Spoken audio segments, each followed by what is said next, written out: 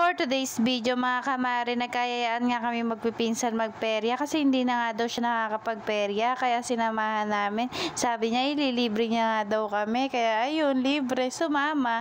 Tapos ayun nga, nandito na kami sa perya at ang dami-daming ang tao dito kasi malapit na rin para magpiesta dito sa Naik.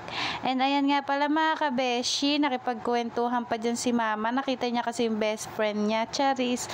Tapos ayan, pumunta kami dito sa may Ferris wheel kasi dito muna daw kami sasakay. Pinasakay yung pinsan ko pero sabi kami daw muna para dalawa. Tapos ayan, takot nga ako dyan mga kabeshi kasi nga hindi ako masyado nasakay sa mga rides and takot talaga ako sumakay sa mga rides.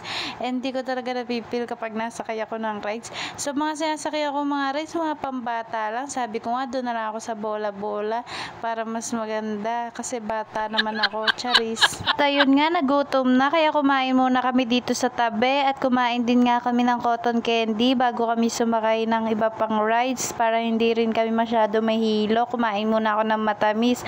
And ayan nga, nakasakay na kami sa Caterpillar. Syempre, yun lang kaya kong sakyan kasi takot ako sa mga matataas. Ayan, Caterpillar na lang. Tapos ayan nga, yung aking pinsan nagtry na sumakay dyan sa may octopus. Ewan ko kung ano yan, UFO daw yan. Basta yun na yun. Ayan, yung pinsan ko, hinahanap ko nga dyan sa time na yan, hindi ko siya makita. Tapos ayan, nakita ko na siya. Ayun siya, naka-blue na mask.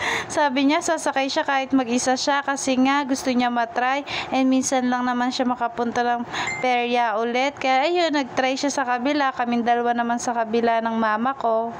Tawang-tawa nga rin ako sa part na yan kasi pilit akong pinapaisod ni mama. Hindi nga ako makaisod-isod kasi palakas na nga rin siya ng palakas. And kahit naman umisod ako, bumabalik pa rin ako doon sa dati kong pwesto.